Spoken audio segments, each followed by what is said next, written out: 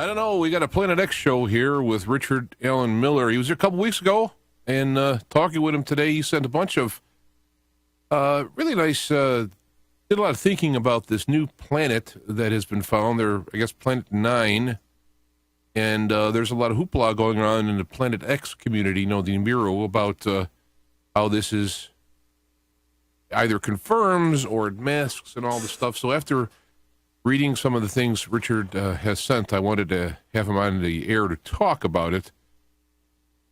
So let me hit the button, magic button, and welcome Richard Alan Miller yet again to the show. Thank you. I'm here. Do this now. Did you catch me? Do I have my... No, you're fine. Okay, good.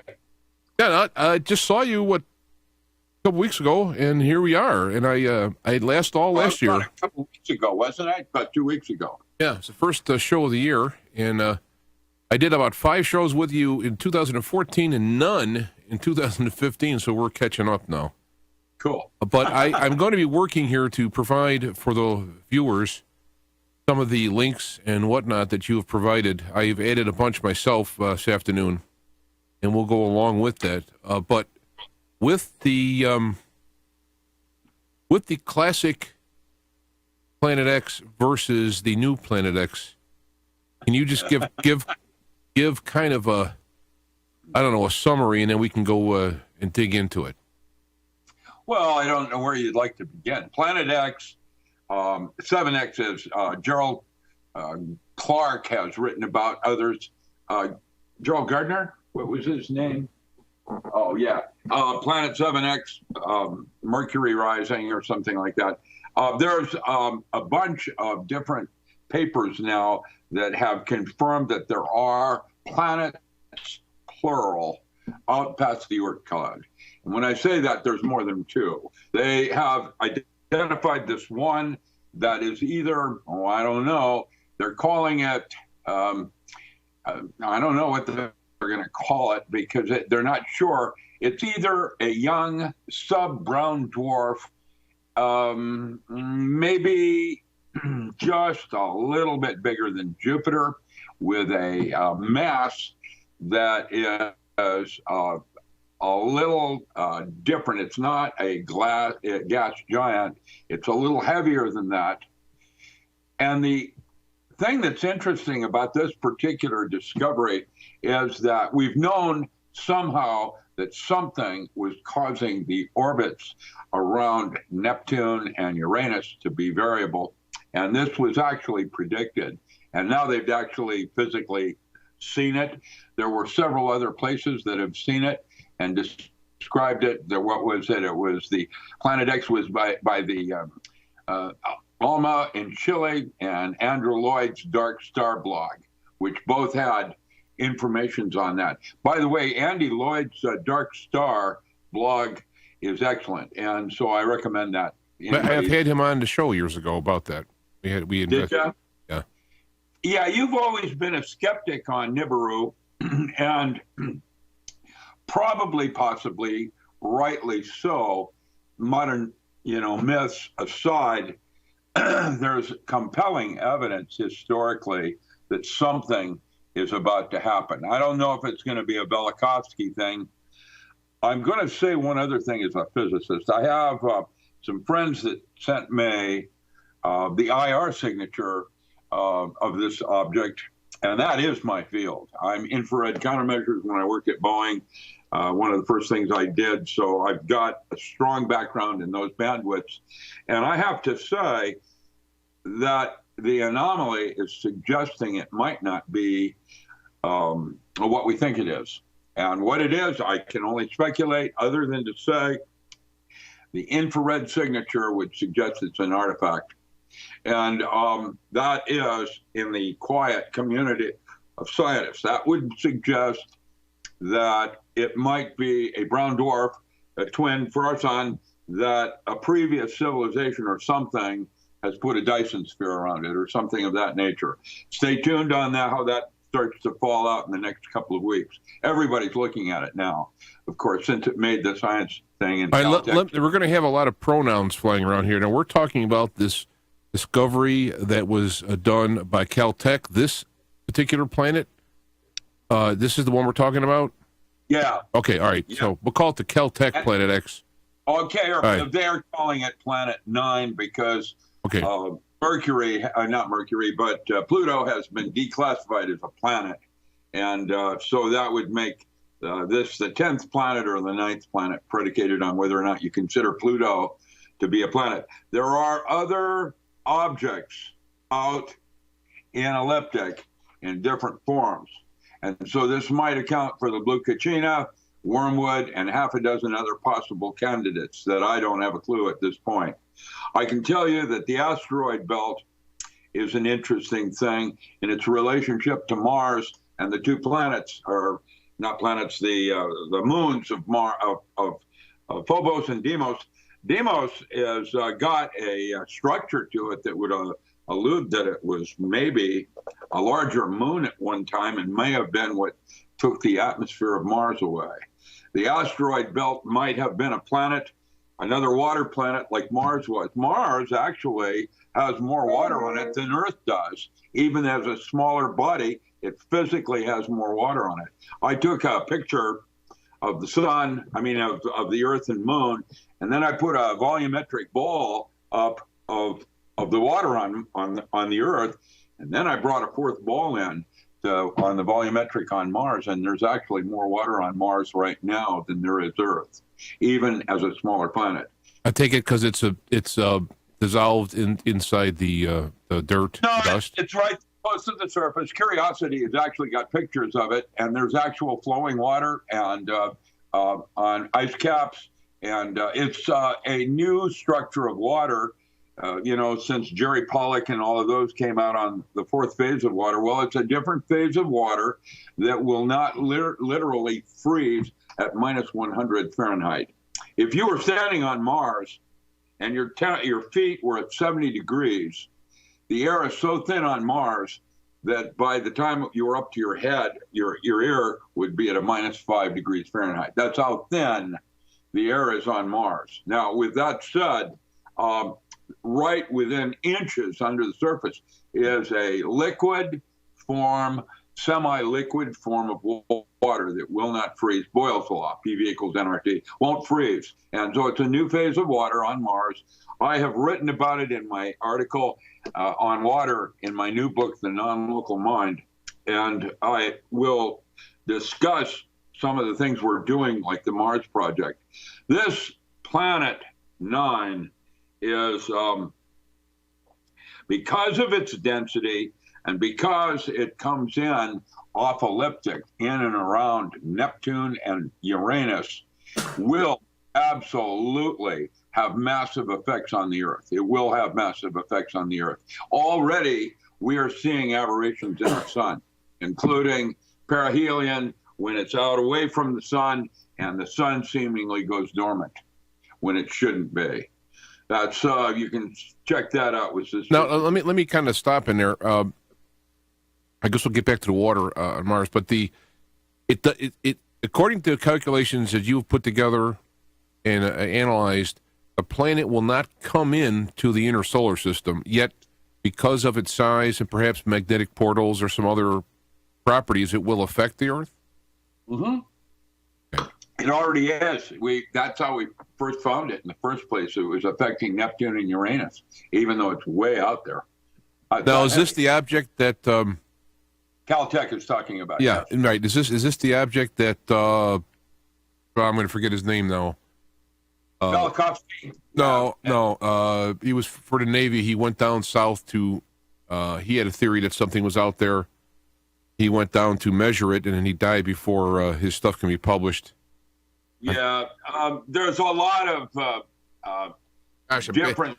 I'm like retarded when it comes to names. I could see him. Don't worry about it. Everybody will get it shortly. I think we're going to see this new planet's discovery in the next couple of years and its effects on Earth. I don't know that everything that affects the Earth at this point is the sun. That's it. The sun is very sensitive, and of course, the types of coronal mass ejections. I'm sorry, I'm having a coughing fit here, which doesn't work on radio. Yeah, I do have somebody. I do have somebody who called in here Maybe we can bring them on while I'm having my coughing fit. And hello, you're live on the air with Richard Allen Miller on Feet that Fire. Hello. Hello. Good evening. Yes. Hey, I wanted to speak with Dr. Miller about an anesthesiology type subject. I went through a ketamine infusion at the Cleveland Clinic, where they bombed me under with ketamine in ICU and kept me just above comatose to treat reflex sympathetic dystrophy. And since I've had that experience, I'll tell you, it's just like I have been connected to a cosmic web where, I'm gathering information that, do you know what I'm talking about? I mean, I think I can respond to, I think I can respond to you. In 1972, Dr. Moore in the lab next to me was doing gas studies with BZ, ketamine, and telepathine. Now, telepathine has subsequently become dimethyltryptamine and is being studied by Rick Strassman. But we did the early studies at the University of Washington to include ketamine. Ketamine is a local anesthesia that's intramuscular that would be used for children in almost all operations with children where they need to numb the surface. They'll put a needle in his arm and hit it with some ketamine, and that will locally anesthetize so they can do stitches or whatever they need to do, remove shrapnel, that kind of thing. When it's used, with nasal spray, 10% nasal spray. I don't know anything about the nasal spray. Let's go to the next slide. When it's administered intravenously, something very strange happens, and is why it was studied in paranormal field. Basically, what's his name? That wrote Flanagan. Patrick Flanagan's wife died of a drug overdose of ketamine. Marcia Moore, the wife of Dr. Moore, was at that time had written a book for Llewellyn on astrology and was hanging out with a UFO group up in Arlington, including Wayne Aho and George Adamski. And I was studying this, and when they brought me in, she had stolen some of the ketamine from his lab to experiment because they had heard it would allow close encounter, repeated, reproducible. And so that was written in papers by Negadev and others if you'd like to have information in that regard. But where they brought... I'm sorry? Oh, yeah, that's my echo. Yeah, sorry, I'm getting a feedback at your end. Sorry about that. Yeah.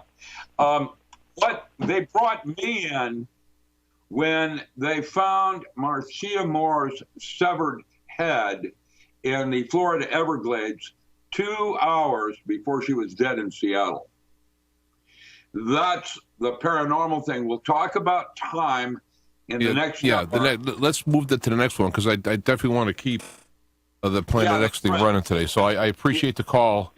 Is that when you use intravenous ketamine, a very strange phenomenon occurs that's paranormal. Okay, well, let's put a ketamine bookmarker in there, and we'll push that up to the next hour and get back to what we're referring to. Now, the thing is with the classic Planet X Nibiru deal, it has it going past the Earth. Jiminier missing it. There's a companion. There's all these things that have come up over the years that have become lore. And what we're talking about is on this latest discovery, is this is already affecting the Earth, and what is the time frame of the effect getting greater as it comes in closer? I mean, I get the impression it's many years. I don't know. Nobody really knows at this point because we've only just discovered the mass and size and the orbital form, and now there's going to be a bunch of data corrections and assumptions made, that kind of thing. At this juncture, nobody knows. Even my buddies at JPL. However, my guess is, from the preliminary data that I see, I would say the Caltech evidence is nothing more than an unproven theory and yet another Planet X red herring, probably. I don't know that. I'm just going to say that from the data that I've been able to glean, and I've given that to you as from some insider friends of mine, it would appear that it will affect the Earth, but that I don't think it's going to be in the next couple of years. It might be in the year 2017 to 2030, somewhere in there. NASA has got in their document a target of 2025 when there's absolute chaos. The grid will collapse probably in 2020, and that's when chaos will rule, and then we'll have our martial law and FEMA and all the rest of it. 2016, I think, according to Cliff High et al., we're going to have some serious weather. Oh, guess what? We're having some serious weather. And the East Coast is getting hammered with world records. And with that, there are hurricanes that are not supposed to be existing. And that's because we have learned how to weaponize the weather. It is now payback times. When I was in Chicago visiting with you, I could not believe the dead trees in Chicago everywhere. That's from the barium and aluminum oxide debris in the soil from geoengineering. And when I was there visiting with you, the skies were littered with geoengineering. I couldn't believe it. And it wasn't Chicago, and it wasn't jets. It was coming out of Canada. So, we have a possibility. Well, let me go back, kind of wrestle back into this. As I'm looking, Sure. I have the diagram up on the screen that shows the suggested orbit, and it comes in about 200 AUs is the closest point to the sun. And if this diagram is accurate in its scale, that's way beyond the solar it's system. about 5 orbits from Pluto. But if it's a binary, it absolutely is going to affect our sun. And that will absolutely affect the Earth. Is it big enough and heavy enough to be that effective? I mean, that's what they're now trying to determine. It would appear that it might be somewhere in the summaries. I'm guessing right now somewhere maybe 18 to 50 times heavier than Earth. And we do not yet know that, because the only way we can see this thing is with infrared. And it's a weird infrared. Huh? And it's a weird infrared? Yeah, well, it's not the kind of a signature I would expect from a brown dwarf. So something else is happening. My guess is a Dyson sphere is like a massive buckyball that would surround a sun, so that they're using the sun as a source of energy. Absolute, complete, efficient. Nothing gets out. It's all inside the ball. Well, that would kind of fit with people who are saying that the classic Planet X really is a sort of a spaceship. I mean, I guess if you encase the star in a Dyson sphere, it becomes a big spaceship, technically. Well, Timothy Leary called Earth Spaceship Earth, and then Buckminster Fuller went after that. That was SMILE, space migration, intelligence.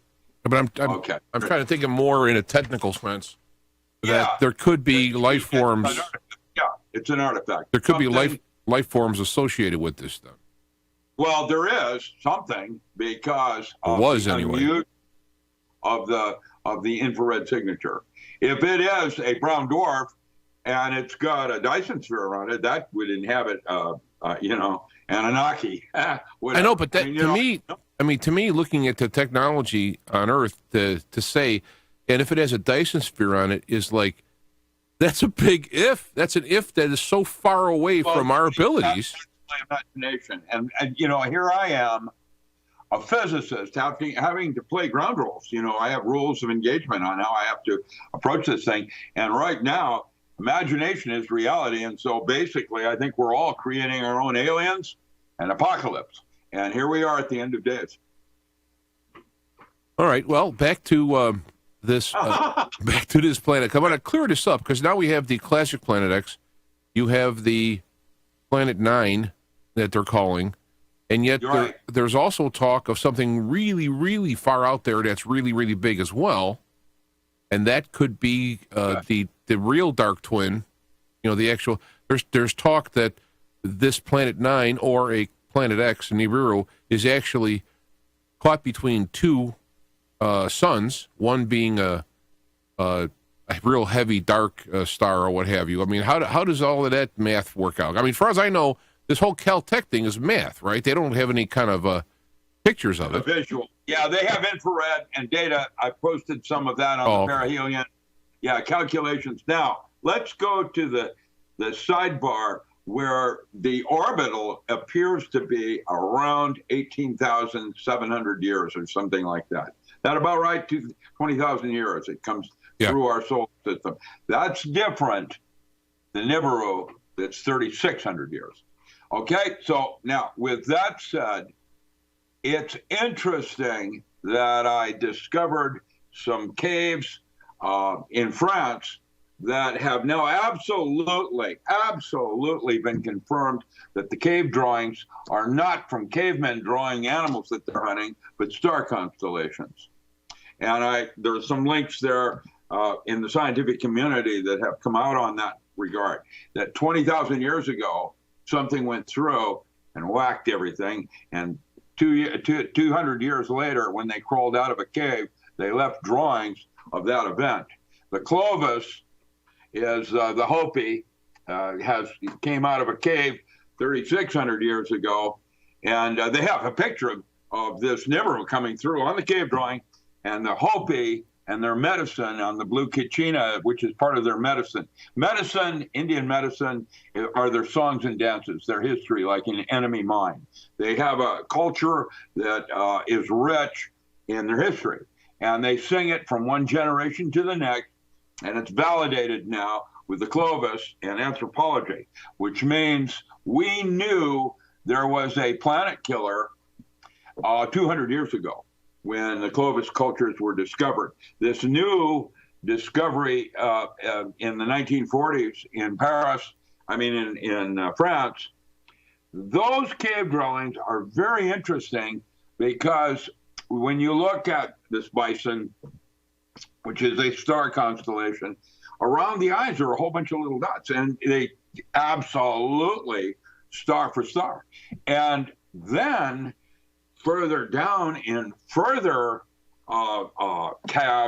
caverns that were 50,000 years old, not 20,000 like this one in France, they've now discovered the same constellations except that they're in reverse, which means that that culture witnessed it from space. And I have to say, we don't have a clue what has happened in previous epochs. One of the things the military has used me for is to try to vet technologies from previous civilizations like the Nazis used to do.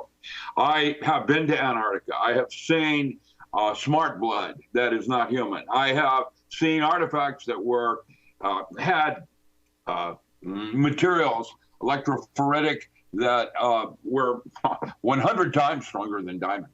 And at the time I saw those, we had no such concept of those. And yet today, the fullerene buckyball, nanotubes, and nanocarbons are that. They're 100 times stronger. It isn't what I saw at the University of Chicago. I did it in the vaults there with, who was that?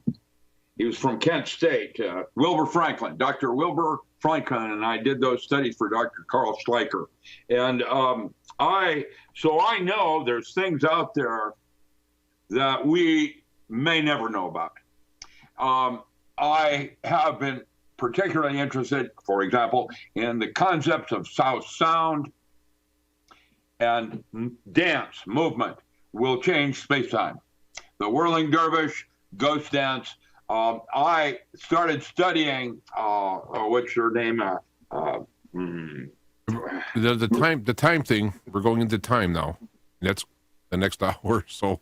Oh, you want to? Yeah. Well, I was going to say, there are technologies that we're studying, like Kate Bush and Gabriel Roth, others that are dancing, that Kenneth Anger even did Magic Lantern series. There's something about space and time that are affected by movement and sound. And we don't have that technology. We don't have anything remotely like that, except the fact that we like rock and roll, and David Bowie is out there singing about Dark Star. But I don't know what it all means. I know that there's something else going on, and that we are most likely here to witness it. That's why we're here. And I'm going to recommend that rather than have fear of, losing our life, that rather this is nothing you should lose sleep over, other than it's going to be a very interesting ride, and change is the rule. And that's in our weather, our coastal line, the ocean's currents right now, they're desalinated to such an extent that now they're really trying to manage the temperatures in the ocean because of reboot with the Gulf Stream. When that occurs, we will have the perfect storm. We will have, just like the day after tomorrow, a video that I've made on how that's all going to play. I don't have any Gutenberg Bibles handy. I don't eat myself. But this planet coming in is definitely already affecting our sun, and that sun is absolutely affecting the volcanoes and the earthquakes we're currently enjoying. That's a fact. And how is the sun affecting it when it appears to be so acquiescent? The tug of just the moon and the way, and the moon and how small it is, and the way it affects the structure and water on Earth with our tides and everything related to tautvic tides and the idea of biorhythms, I have to tell you that something like this is going to have a much greater effect on water and its structuring and the way we live. And that's that. To what extent? I can only speculate at this point, and I'm like you. I need more data. Yeah, because the thing that I mean, obviously we are seeing problems in weather. I mean, that doesn't take a rocket scientist to say. In weather. Yeah. And yeah, the problem I have is that people who are in the Planet X community will rush and say, well, that's Planet X, proves there's Planet X. And to me, that doesn't prove it's Planet X. You got to. It may not be. It may be another red herring of a dozen more planets out there that at one point we're going to have a wakey when the real one comes through. My guess is this object is possibly an artifact, and I have no idea what kind of technology could do that. I just know that previous technologies could do things we've never even dreamed of. The Sphinx, way before the pyramids, they built the pyramids around the Sphinx. The Sphinx has been there and has got some kind of other things going on there that I don't understand. And then there are caves and underground bunkers that I have visited to indicate there may be other kinds of civilizations, just like in the movie The Abyss, where there are other life forms that we have not yet encountered from Earth. Certainly, the Bible talks about a group that survived going down into deeper parts of the Earth than Noah. And my guess is that might be what you call a gray, living in Middle Earth. Certainly, in the next century, we're going to discover that each of us has a doppelganger with a cavitation process that we're now describing into the out of, with waveform structuring in water, and the fact that this whole solar system is based on a vortex model. Roger Penrose. There is a paper I have written, I haven't given that to you, that you might find useful, called the Dodecahedral Universe. It was something that was co-authored by Iona, my ex-wife, and I, in that regard back in the 80s. And basically, there's something else going on, and our current models in physics are inadequate to encompass it at this moment. That's one of the reasons I've gone into a holographic model over at quantum, because I'm now guessing it has nothing to do with space-time, and you don't use those as a ways of measuring levels or resolutions of information. So let me stop, because we're we're getting quantum light years away from Planet X. I do that. Yeah, the effects of a body coming in. I mean, my problem is that up until recently, all of the proofs for the Bureau Planet X have been based on what may have happened years ago, and also the various anomalies we're seeing now. Anomalies meaning if you live long enough, things are changing, that's a constant. But to us, it's wow, this is all new. But it might have happened 600 years ago. In fact, let me interject this for a second. I'm reading this book, History of the World, and it's on volume 3. And it's up to and they were talking about back in the 12 to 1300s that there was a big weather change. Got real wet, got cold. People died off. About a third to a quarter of the population died, and all this. And I'm thinking, like, yeah, well, so what factories were putting CO2 into the air back then? This would be proof that this stuff happens. It happens. Methane hydrate.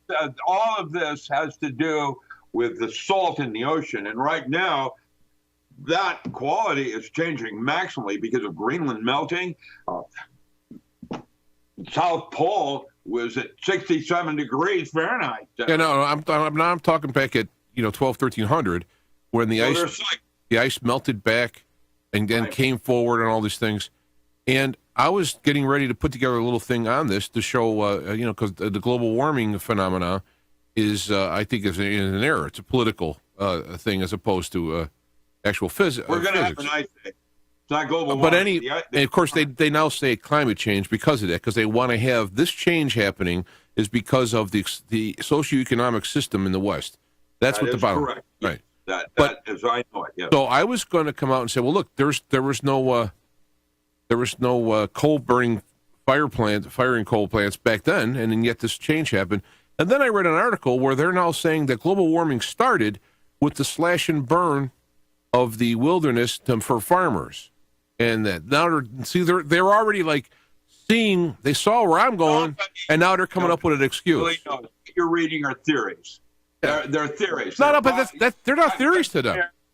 They're not theories. They are facts. They're making laws and rules. The Accord in France has said we are going to do this and we are going to change.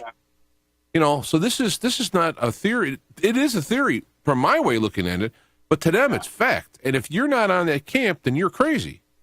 And all I'm saying is what? Well, I'm doing the same thing right now in the water I'm writing with Mei Wen Ho and her divergence from neo-Darwinism and how they think she's got a screw loose and she's already moved down the line, already gave up on them a long time ago. Everybody is different. You have to realize that it fits with certain belief systems and people, biblical prophecy. And so I wouldn't have seen it if I hadn't have believed it. Your upper brain is there to make all your belief systems true. It still filters data so that you see what you're wanting to say. Yeah, well, I don't. I'm your idea of reality. But I fight that. I know that's true, and I know I do it. I'm not saying I'm exempt, right? But being aware that happens, being aware that happens, one can put effort in to wrestle that into submission a little bit, submission to the facts and evidence and logic behind it. Training the mind. Yeah, that's it. That's why all your saints have impressed the importance of meditation and training the mind. Man is responsible for the thoughts he chooses to entertain, whether they came from mind control or they came from inside your neurotic, way of being, doesn't matter. You're responsible for them. That's what creates reality. Now, going back into what is happening with the Planet X, classic or otherwise, it's asserted that the powers that be know this is going to happen, and that that's another assumption. Trust me when I tell you, Rothschilds and the boys from Brazil are just as scared about all of this and are bugging in or bugging out. Because they're going downhill. If this is what I think it is, there's nowhere to hide. I am. But see, there's an important change with this discovery that has shifted the Planet X with my guest the other week, the Dark Star, but his work, now the assertions by this other planet and your work and your JPL buddy's work is now saying that it doesn't have to come here to affect us. It's going to be out there. Well, at some point, it's big enough that it will become visible. See, but there it is, that kind of thing. But that's a big difference in the shift of all these years of Planet X from 2000. I don't know what it was. I first heard Nancy Leader and Mark Bell till now. Is that you're talking about seeing in the sky? It's going to come so close. You're going to have its companions and all this. Well, now we're talking. It could be out by Neptune. But now if it affects the sun as massively as it already is, and as far out as it already. But this is a difference because the Planet X that we've known about for years, the Planet X Classic, it's been large, about as large as Earth, maybe a little bit bigger, much heavier. Well, now we have a thing that is bigger than Earth and way heavier than Earth. It's heavy enough that it would affect the sun more so than the Classic. And it could do it from farther away. Now, to me, that's a big shift. And I'm wondering how real that statement is because it's convenient that we now don't have to prove it's in the solar. Oh, look, Planet X is over there. No, it's over there. Now it could be way over there and do all this havoc. There's a number of different planets. And right now, they have already spotted more than Planet 9. Or when I say spotted, that was the Chilean discovery last month, where they actually saw something out there, not calculated it mathematically. Yeah, I'm going to the webpage now with your pointing to Planet X. We can see all these bodies. And they got the rest of them are all named, numbers-wise, but they're all out there. They're all going around in extreme orbits, and they come in, but they all come in far away. So now this new one is big enough. These other ones are small, right? They're not going to do much. But now we have one that's big enough that actually can affect from a distance, and now we don't even need to have any kind of justification or whatever for a Planet X coming in close, because now we got a Planet 9 that's going to come in far and still cause effect. And I'm suspicious of that. I'm suspicious of we don't have to explain the physics of a planet coming inside the inner solar system and going out without having its orbit changed, coming in at every 3,600 years. It's supposed to be so close, no one can see it. All that. Now we got a big one out there that we can barely see, that's massive, that's not going to come in real close, and yet it's still going to do all the same stuff. I mean, I get my little goes off. I don't know. Look, all of this right now, I don't know. I'm not an astronomer. I'm a physicist, and I can't be snowed by data.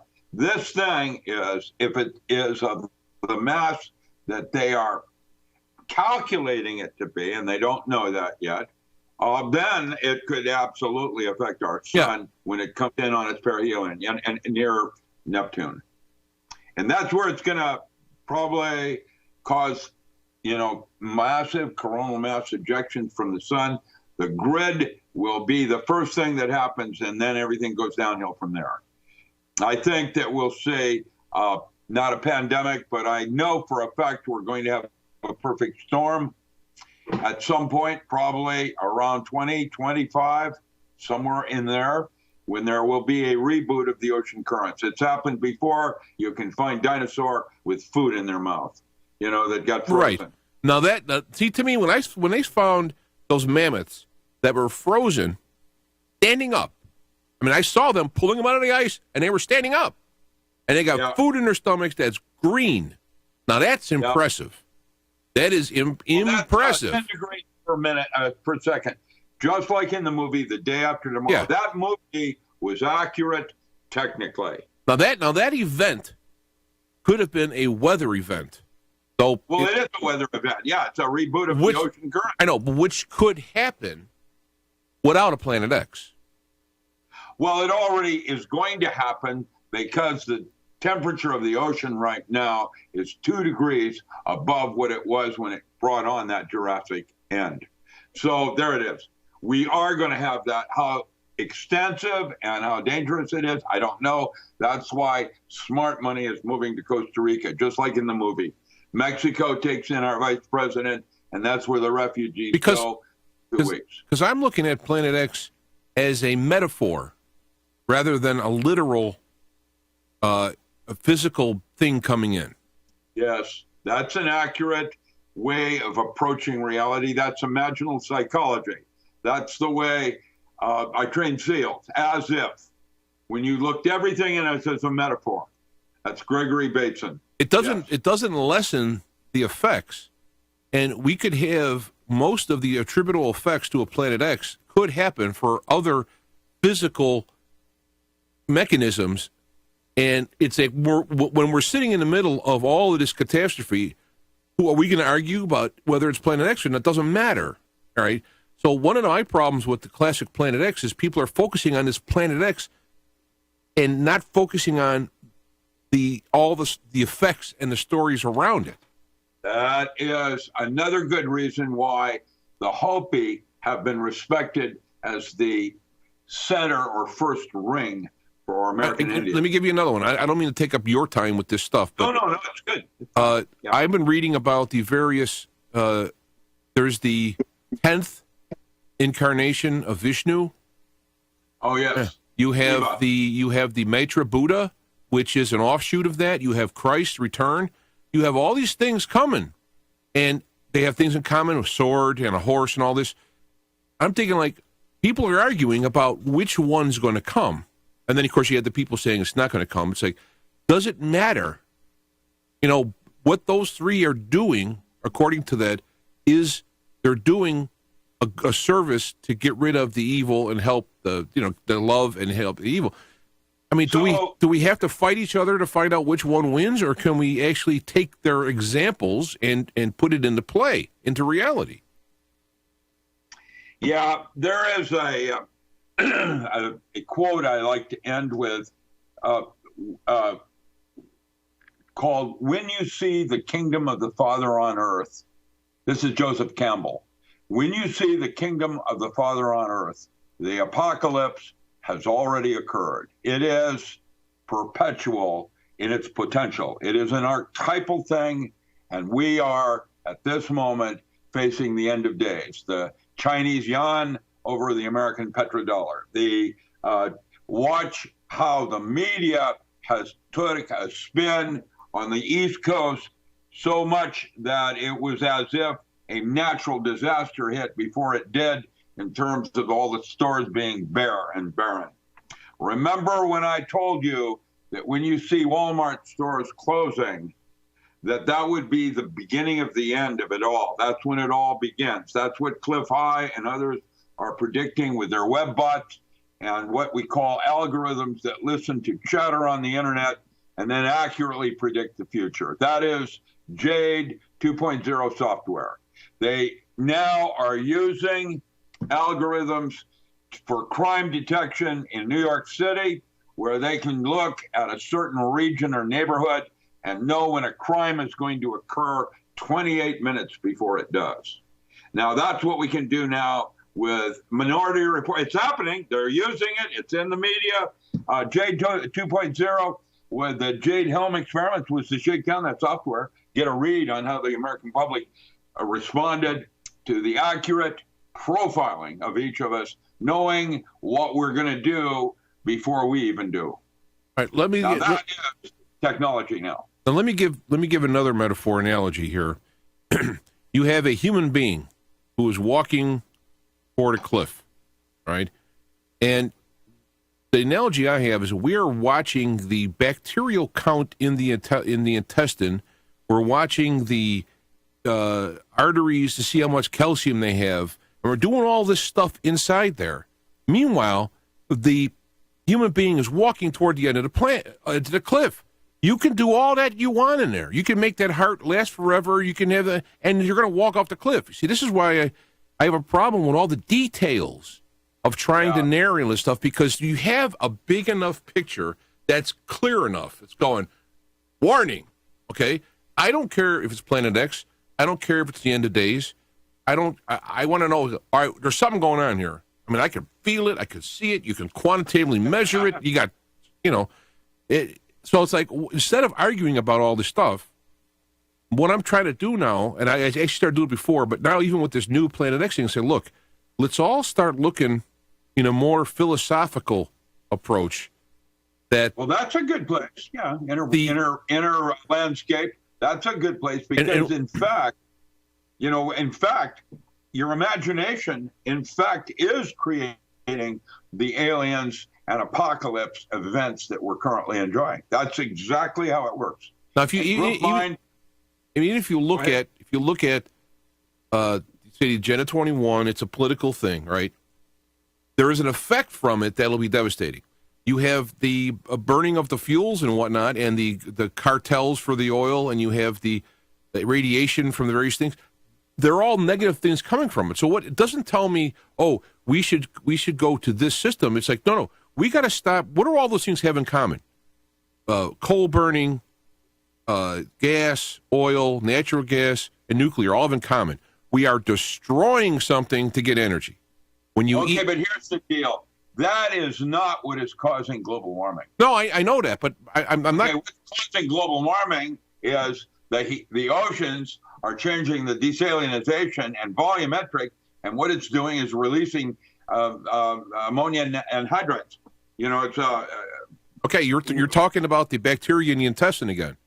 Yeah. Methane hydrates are in the ocean. The whole thing is releasing gases, greenhouse gases, and that's why just last week the United Nations made a big statement on how important it is to reduce 2 degrees the ocean and weather currents, and that's what. What are we all going to do? We all going to drop ice cubes in the ocean? I mean, this is why I laugh at that stuff, because it's like you guys are so ridiculous. How possibly can we do that? But let me go here. We're all talking about these things, and instead of it's like this: a guy is dying. Okay, so what's he going to do? I'm going to have a heart transplant. I'm going to download my consciousness into a computer. I'm going to do all this stuff, right? What's the real thing to do? Get your spiritual life in together to move to the next level. That's what we should be concentrating on, not trying to. What I told my daughter when she died in my arms. I had a little girl that had leukemia, and at the very moment just before she died, she was on 17 units of morphine, and she just couldn't do it anymore. And she asked me, what's going to happen? And my response was, because I don't know, of course, is that I said in sarcasm, well, Michelle, with your impatience, you're probably going to be pissed that you woke up before I did. Well, what else am I going to say?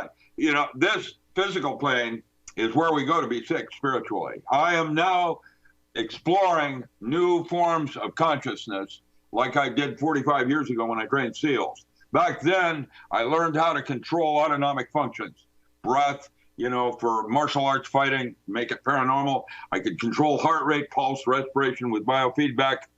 Today, I'm doing it by controlling specific neurotransmitter releases in my brain.